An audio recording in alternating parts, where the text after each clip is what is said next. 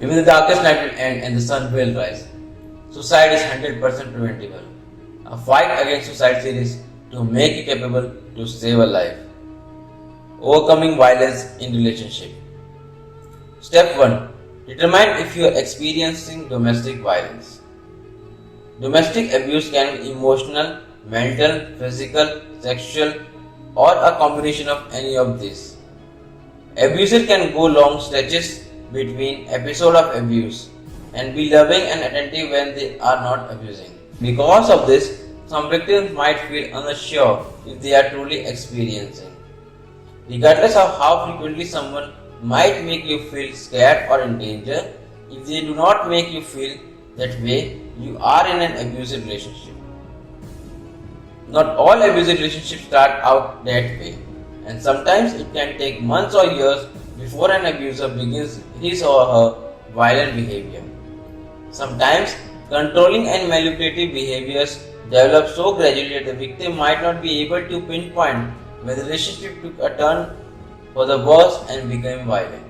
Abusive looks different in every violent relationship. Some abusers never lay their hands on the victim but instead use psychological tactics to make the victim feel dependent and worthless.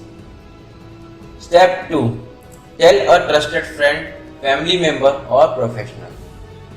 Even if you choose not to immediately leave the relationship, it is important to have someone else to be aware that you are being abused in case of an emergency.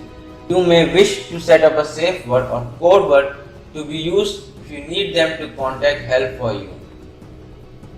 For instance, you could agree that if you call and ask them about their Uncle John, they should call the police to your location. Step 3. Document all acts of abuse that you experience. Even if you do not report each incident to the police, keep detailed record for yourself to have in case you need them at a later time. Sometimes evidence of a pattern of abuse can help you to gain custody or to seek damages or incarceration for the abuser.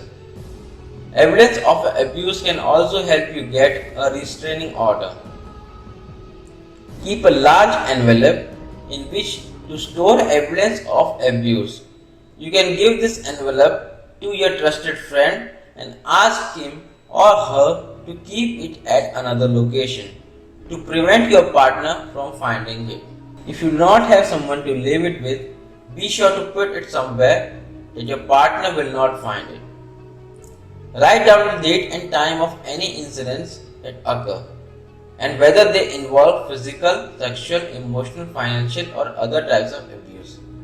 Write down specifically what happened, including what you did and what your partner did before, during and after the episode, and whether or not anyone else was involved or witnessed the episode. Think of it as a legal document and try to write in as neutral as way you can, avoiding emotional language. If you are physically abused, take picture of any bruises, cuts or marks that your partner make on your or any damage that he or she does to your property or home. If he or she sends intimidating or coercive text messages, emails or written notes, save them and include them in your file. Step 4. Prepare a safety plan. A safety plan is based on your circumstances and the type of abuse that is occurring. It deals with what you should do in event of a violent attack as well as a long-term plan for how you can get out of the violent situation for good and what you will do to protect if you leave. Step 5. Listen to your internal monologues about yourself. If your partner constantly puts you down and treats you badly, you may start to internalize these negative comments. You may start telling yourself that you are not good enough, you are not good looking enough, or you are not a good person. You recognize that your partner is using these comments and resulting low self-esteem to gain control over you. Step 6. Collect important documents and store them in a safe place. These documents include social security cards, birth certificate, marriage license and any other legal document with your name appearing on them.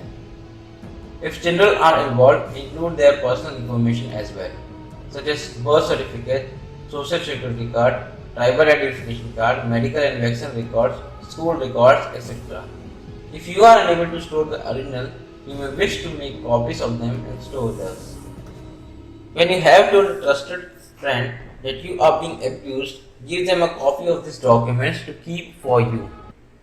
If you have to leave your home abruptly, you can get the documents from them at a later time. Step 7. Consider filing charges or getting a restraining order. If you have evidence that your abuser has physically hurt you or threatened you, you may be able to file criminal charges against them, or you may be able to get a restraining order. However, there is always a chance that your abuser will ignore an order to stay away from you.